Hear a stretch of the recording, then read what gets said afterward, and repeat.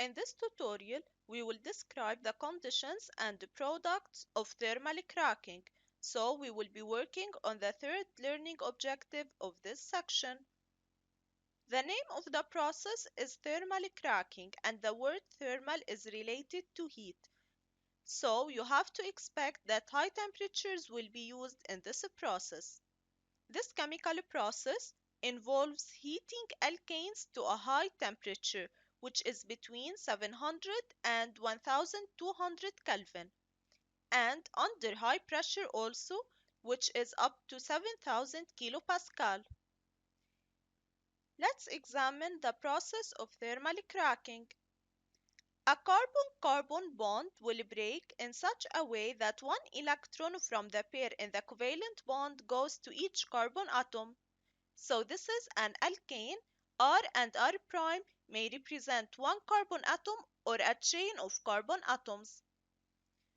So we need to make this long chain of alkane a shorter one. A bond between two carbon atoms, between any two carbon atoms, will break, and it will break in a way that each carbon atom of the bond will take one electron from this bond.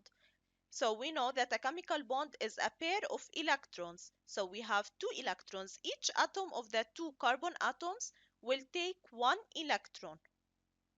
So two shorter chains will be produced, and each chain of them ends in a carbon atom with one unpaired electron.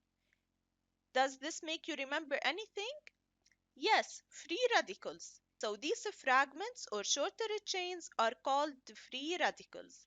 Remember that free radicals are highly reactive intermediates which will react in a number of ways to form a variety of shorter chain molecules. For those two fragments to be alkanes, each one of them can gain a hydrogen atom and will become an alkane. However, there are not enough hydrogen atoms to produce two alkanes. So one of the new chains will have a double bond and it will be an alkene.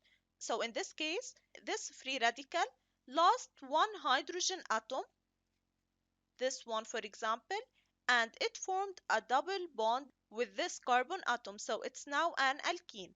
And the hydrogen atom lost will be bonded to this carbon atom, and thus we will have an alkane, however with a shorter chain. Actually, any number of carbon-carbon bonds may break, and the chain does not necessarily break in the middle. So actually we may have several carbon-carbon bonds breaking and at any position. Thermal cracking tends to produce a high proportion of alkenes which are very reactive, and they are used as chemical feedstock in the chemical industry.